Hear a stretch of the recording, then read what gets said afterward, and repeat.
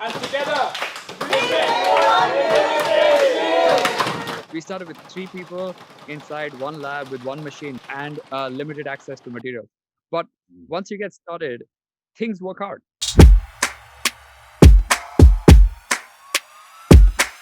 Welcome back, everybody. Bruce Brubaker, Shanghai-based mission-driven entrepreneur here, talking with the founders of Makerspace in Goa, India, printing 1 million masks during a time of COVID. I'm going to talk with them about what it took, how they did it, how they brought the community together, and some lessons for you. It's just a phenomenal effort by individuals to change the world, and that's what we need more of. So do me a favor and introduce yourselves and the work you're doing to the community. All right. Hi, Rich. Thank you for having us. My name is Richa, and I'm the managing partner at Makers Asylum.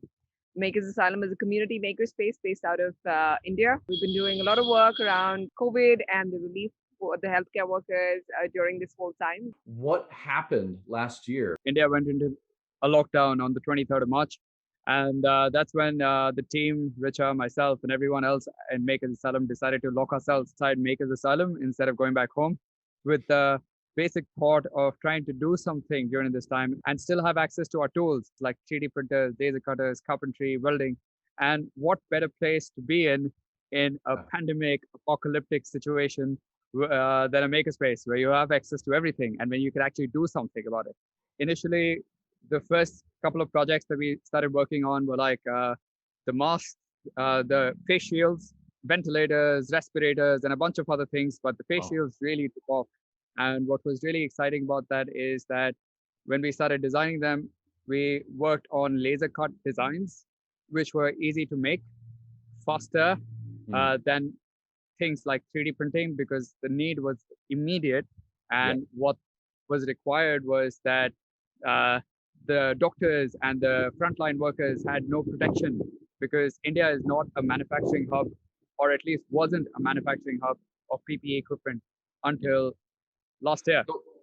So you had a lot of options. I mean, you're locked in with all these tools. How did you come across the idea of we should make face masks? So we were doing a lot of research within the open source ecosystems, and we were part of OSMS, Open Source Medical Supplies, and a lot of international communities of makers. And we were able to see that a lot of them were prototyping and making these face shields in the United States and other parts of the world using 3D printing. However, 3D printing is this really, really slow process, and you're able to only make maybe one every 30 minutes using a printer. So having access to 3D printers and laser cutters, we decided to go down the route of laser cutters and try and make designs to share with the community that, hey, might as well look at a laser cut version, which is going to be faster, better, and cheaper. So that's when we designed these specific ones with laser cutting. And was it an open source that you were working with? Did you create your own? How did you get started?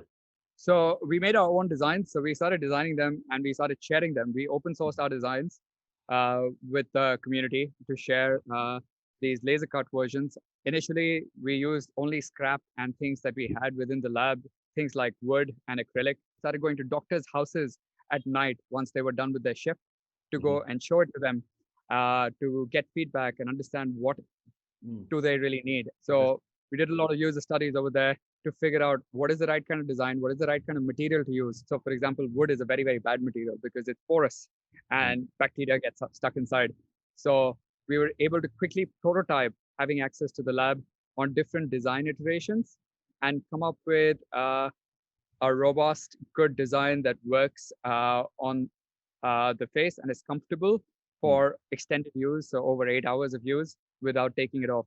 So you're meeting with these healthcare professionals, you're realizing the size of the need. Like, you know, you're three of you in a lab and a couple cutters. Like, what were your goals? Like, what were your expectations? Were you trying to solve a really big scalable problem, or are you just trying to fix and maybe partner with one or two institutions? Like, how are you even thinking that you could solve or address this issue? So we started with a very basic goal of 1,000 shields, because that's what we thought maybe we will be able to do in amongst the three of us. But soon we started getting a lot of calls when we put it out there on social media and other places. So we have a little bit of a community that we've developed over the years. So a lot of people started sharing it. So we started getting a lot of calls from healthcare workers, from police, from every part of India. So we started realizing that the situation is pretty grave. And apparently we are one of the first ones who are making these over here. So we need to sort of quickly start scaling up. So we went from 1,000, and then I made the goal. I did not discuss it with Vaibhav, and I made the goal to 10,000. So that's when we realized that even 10,000 is not enough, because India is a population of 1.3 billion people. That's when we realized that it's very important that we bring in the maker community, we open source our design, and really leverage that whole idea of open innovation so that we can scale very quickly. That's when we open sourced our design. We put it all on GitHub. Then we reached out to all the makers in the community, saying that, hey guys, we have something like this. Would you like to sort of make and give it to your local healthcare workers over there? And that's how the momentum sort of started increasing. So at the end of it, we had 42 cities, towns, and villages who joined from different parts of the country, north, east, west, and south. And we were able to make 1 million of them in 49 days with the power of the whole collective that sort of came in at that time to really, really contribute and make an impact. How did you set goals at that point? Were you trying to set goals? Did you set 1 million as a goal post, or were you just trying to see like, look, in 30 days, we're going to go as fast as we can, do as much as we can, and when we're told to stop, we stop? Like, what was the mindset then? It was a collective decision. So I think until 100,000, we were sort of leading the pack in some sort of a way, because we sort of started it, or we were able to sort of push it up to 100,000. But at the 100,000 mark, I would say that we were no longer the guys leading the pack in that way, and it had taken a toll of its own, and the collective was growing and becoming much stronger. Were all these groups using your design, or was the design iterating across all of them? Like, and then how do you ensure quality if there's a difference? Initially, it started with our design for most of the groups, but for all of the groups, what started happening is that they were also starting to do different sort of iterations on the design. They were able to take their base design and then improve it in the ways that it could work better in their cities. That was the good part, which also led to much faster design iterations. It also led to much more design improvements and more collaboration amongst the group. In terms of quality, what we were able to sort of together put in were different standards. So for example, one was the material that we had hit upon, which is called foam board. Now, foam board is waterproof and is non-porous, and it can be sanitized. So it was something that the doctors said yes to.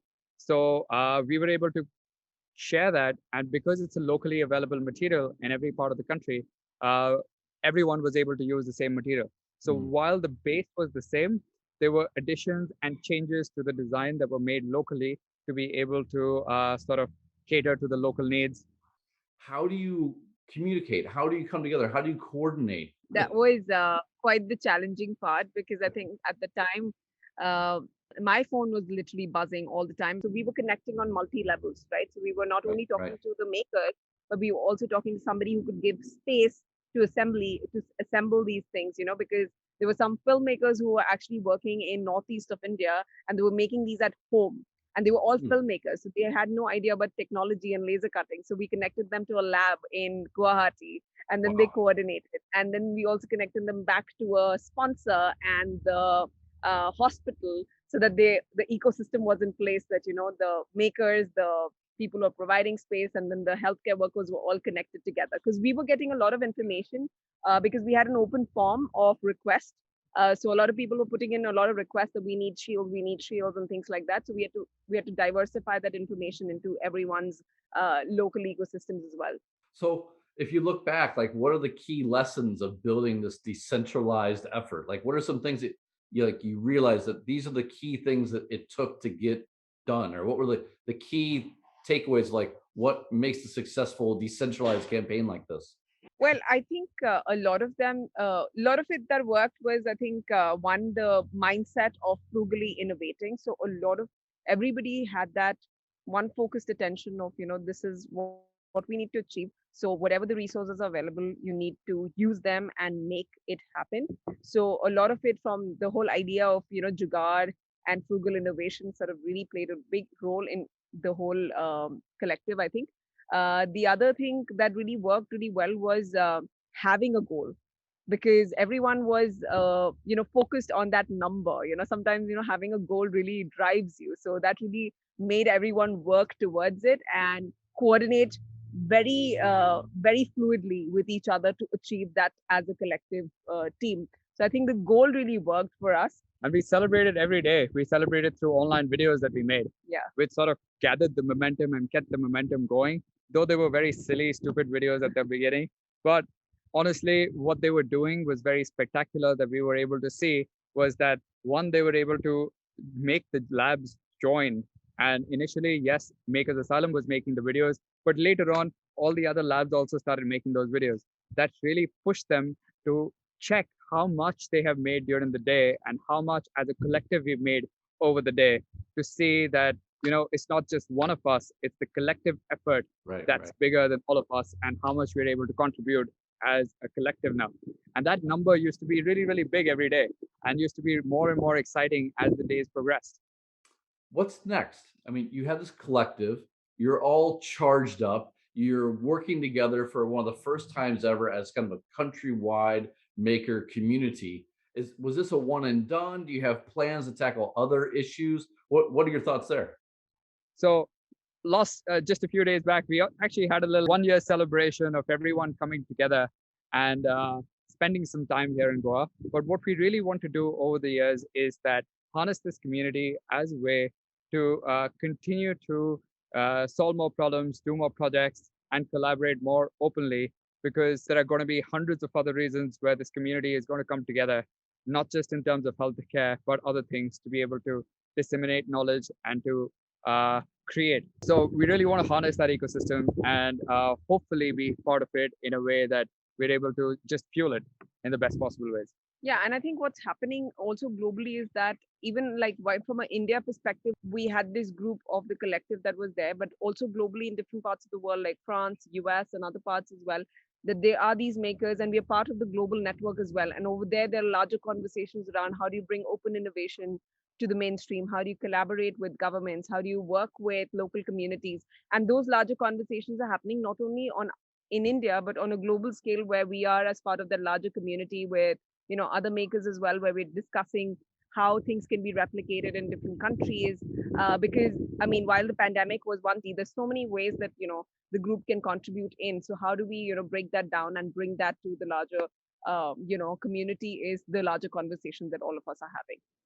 If you were kind of to give advice to individuals who are in a similar position, like they have access to tools, maybe they've locked themselves in or they haven't, but they have these tools and they want to build a movement. What are some things that they should really pay attention to when it comes to successfully bringing this charge together to solve an issue of common country, community, or global interest? Get started. That's all it takes. Because I think the only thing stopping an idea to actually make it happen is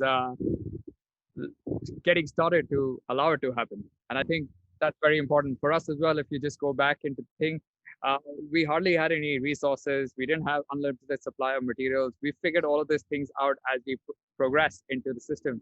We didn't know that there are going to be 300 volunteers joining us. We started with 3 people inside one lab with one machine, one laser cutter, and limited access to materials. But once you get started and you build up that momentum, you're able to communicate effectively, you're able to gather that strength. And I think things work out. Yeah. Things fall into place. You're able to think frugally, you're able to create, and you're able to bring people together. Yeah, I agree with Vaibhav completely. I think it's all about stop thinking and get making. That's one of the things why I love the maker culture, because this did not only happen in India, this happened everywhere in the entire world. Makers just got to work. Literally, we saw a problem and we did not know that we could solve it. We did not even know that the doctors will want this or whatever. But the point was, hey, here is a problem. Let's make it. Let's see what happens, and then take it from there. And I think that's the only difference between making an idea happen to having an idea that dies away. So just going for it. That's perfect. Thank you very much for your time. Greatly appreciate it. And congratulations on the quick win of getting 1 million masks printed in such a short time. I'm sure all those doctors, the frontliners, and those in need really appreciate that effort. So it's a job well done.